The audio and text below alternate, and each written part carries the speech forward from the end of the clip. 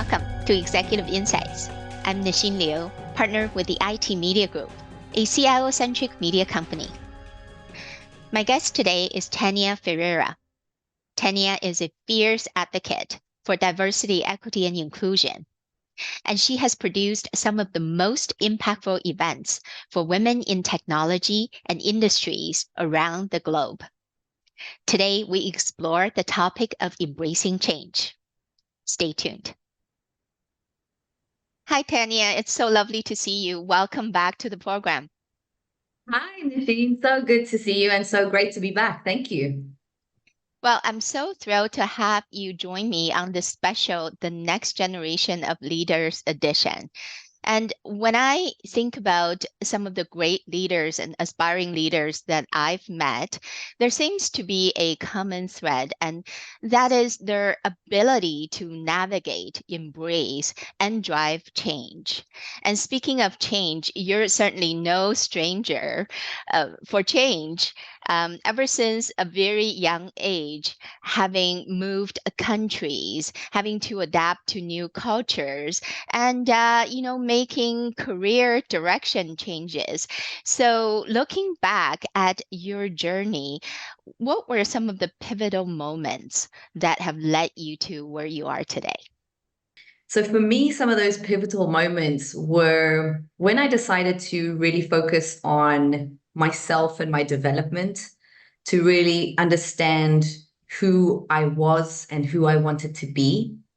And some of those came in the forms of making some of those big decisions of leaving home, flying the nest, as they say, and going to a completely new country to do studies and pursue my education there, being completely on my own. Others are where I had to make decisions of maybe taking a step back to find a way into a career that I really wanted to do, and also having to forego and overcome some of the pressures, I would say, of what is typical and what should be the traditional process of things.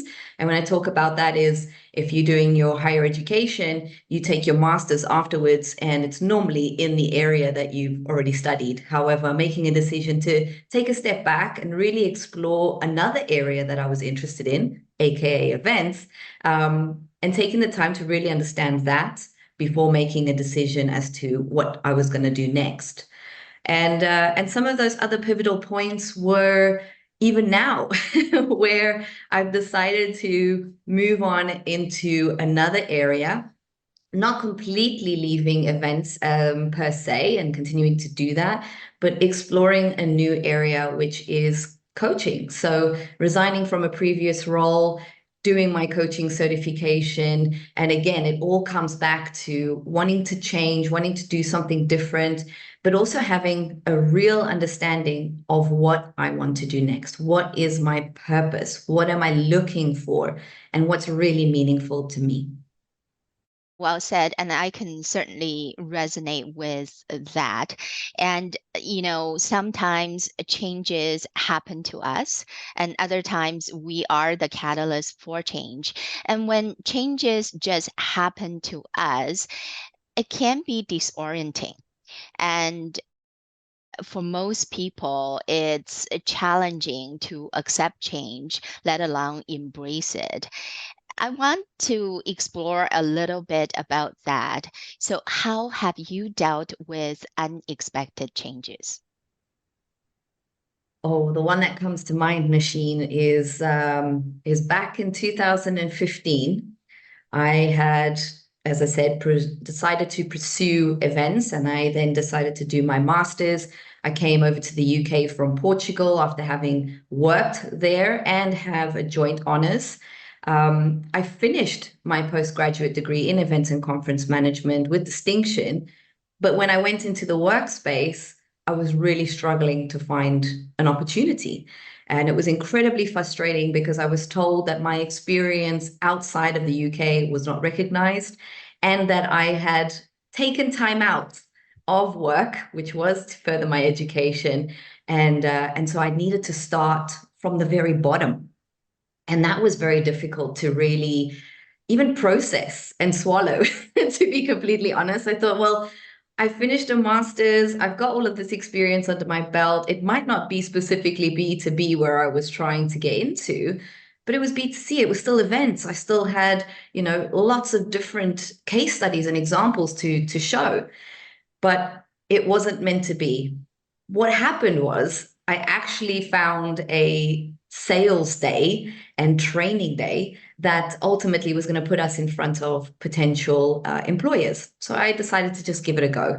Not that I had pursued or was interested in sales, but I really just wanted to get into something at that stage. I went in, got through the different stages, and walked out with 3 interviews, one of which was in a former employer's remit of events and doing global events. And while in my vision, I wanted to do logistics and wanted to really organize the events from that perspective, I went into telesales, which was all about 200 dials, 2 hours worth of call time every day in, day out, and selling the events to the attendees rather than actually building it and creating it. And that was very difficult, like I say. It was certainly an opportunity for me to learn about managing my mindset, about the story that I was telling myself, because I thought that I had been set back, that it was against me, and that this was just not fair. But hindsight is a beautiful thing. And as you reflect on some of these experiences, maybe having to take a step back, start in a different place than you originally thought, it does actually give you lessons. It is a stepping stone. Well, it's 2 steps back, it might be another step forward.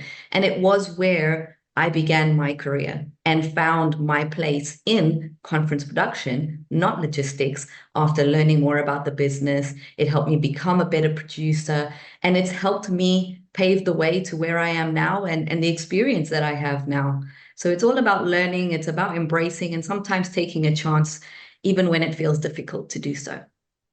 Yeah, and sometimes those detours are not necessarily delays. They can accelerate our path to growth, and they can accelerate our path to finding our gift and connecting that with our purpose.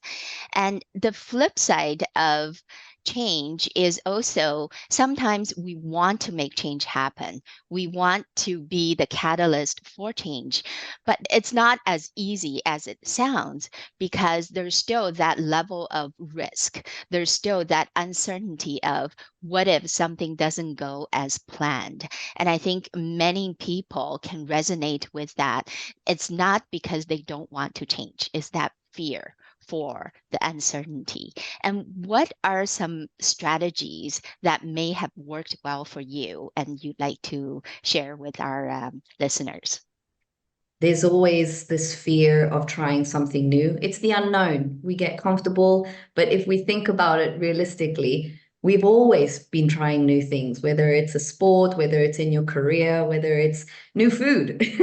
You've got to at least give it a go. And I know that it's scary and it's something that I've experienced more recently, but I did have to come and ask myself, what is it going to cost me if I don't do it? And how am I able to create a space and the steps and a path forward that perhaps seems a little bit less daunting and scary? And so for me, what it really took was some real reflection. It took me looking into my current situation at that time when I made the decision, consulting with a few others to really get their thoughts, find out what resources were available, and then breaking it down like that. And it also goes down to how much you really want it. Because if you want it so badly, you will make a way to get there. Believe me, I know that people hear these things and they think, oh yeah, sure. But it really is, it's something that moves you, that feeling of the lack of or the desire or this bit of you that needs fulfilling. It really just moves you and compels you. And so what I did was, in more of a practical sense, is I looked at how much time I would have between resigning from my role and starting my next project and what I could achieve within that. It wasn't perfect. I've had stumbling blocks. Let me just be honest and open and vulnerable with you here. There will be some setbacks, but we are learning and change takes time. We just need to give ourselves a bit of that grace. So I decided to resign because I knew that I had 3 months notice. Within that, I was able to make sure that I considered the people that would be impacted by this and make sure that there was something in place to help them and the project continue without me and succeed. But I needed to focus on my professional development. So I wanted to become a coach. I started my certification. I enrolled and started doing my studies. I changed the way I organized my day, was looking at prioritizing different things. I also contacted a lot of different people and kept contact with them. My network has been amazing. The relationships you build throughout the years, you never know when you'll need to go back and consult them or when they'll come back into your lives to help you in different ways. I also worked with coaches. And even when we go back to the question of the pivotal points, it was thanks to different coaches at different times in my life that I was able to achieve what I wanted to achieve. And so that also really influenced my decision. So by breaking it down and putting in a plan, and also honestly looking at my finances, what was I going to be able to do? What was realistic for me so that I wouldn't start freaking out about my own livelihood and my bills and my responsibilities? And also just looking at the support system that I had around me to make the best decisions for myself, to give myself some time and to be able to do things in the best possible way for me to succeed with all the goals and the steps that I've put in place. Yeah, so really crystallize what your goal is and then set a plan and stick to it and look around your network for support and engagement. And you certainly have done great work trying to continue to enhance and refine yourself and your career journey. I couldn't be happier for you, Tania. Thank you so much. I appreciate that, Nasheen. So, in the last few years, and this is how you and I met in 2019 when you launched the first Women in IT Summit and Awards in Canada. And you reached out to me and we had a great conversation, and the rest, as they say, is history. And you have been a fierce advocate for women in technology and business, and you have produced some of the most impactful events around the world. And you mentioned that now you're pursuing a different career direction. What motivated you to switch direction and become a career coach? Well, thank you very much for your kind words, first of all, Nasheen. And I can't express how excited I am to be with you today, especially given everything that's happened, all this wonderful, beautiful history that we've created together. And yeah, 5 years. It flew in a jiffy. So yeah, I actually took some time to really understand why I made the decision that I did. And like I mentioned, I won't be stepping away completely from events because I still want to work with very purposeful, meaningful, and driven events that are going to take people and industries to the next level. But I wanted to translate that into something else as well and have more of a one-to-one touch because events are bigger, right? And you bring together a lot of people, but it's not on that one-to-one. And I love that connection. I love that one-to-one opportunity to really get to understand, to be curious about someone, and see how we can help them grow and be their best selves. And it was actually this community of incredible professionals across IT, finance, asset management, even so many beautiful, wonderful people that are so inspiring that showed me that you can not just have one role or one hat. You can do so many other things, and it's okay, and it's doable. And you just have to be creative and courageous. So they really did inspire me. And over the last 5 years, from working with these individuals and working in this industry and on this very impactful portfolio, I noticed that people are constantly looking at ways to accelerate their careers, to upskill, to change, to find meaning, to find balance. And I'm seeing that not at one particular age or pivotal point in their career. We're seeing it more and more with the next generation that's coming in. They want to start and they want to have people to help them get up that ladder as quickly as possible and look for other opportunities along the way. But I've also seen specifically, and I am case in point right here, right now, that at the age of 35, there's a change. There's a shift that happens. And that's where we see the biggest changes in the pipelines for a lot of these industries. That is where people are making different decisions, are coming to realize that they want more out of life, that they want to follow a passion project, that they want to change and try something new. That is where it happens. And so I just kept thinking, well, who is supporting these people? Who is making coaching and someone to talk to accessible and changing a little bit of the mindset that it's only the executives that have this? If we look at some of the greatest minds and some of the greatest creators, they all have coaches. The greatest athletes, they all have coaches. And that's okay. And it's a good thing. It shouldn't be taboo. It shouldn't be something, oh, only certain people have it. I want to make it accessible for everybody. And there were so many different things, like I mentioned, about gaining that balance and seeing that overloading with work was causing issues in other areas of people's lives, but also seeing that issues in other areas of your life have an impact on your career. And so thinking about it from that perspective, learning from our community and learning from all the wonderful people in my network, it just felt like the right thing to do. And because I'm somebody that really wants to have an impact and really wants to see people succeed, and I love being the cheerleader, the motivator, I love being part of the journey, this was just the next step to help people overcome some of these fears and imposter syndrome, and really believing in themselves and their worth to be able to go out and get what they want, whatever it may be it in your career or beyond. And so I thought of it from that perspective. And I also saw it, if I'm going to use the analogy of an event, I was behind the scenes with the event, creating it, curating it, and seeing it come to life.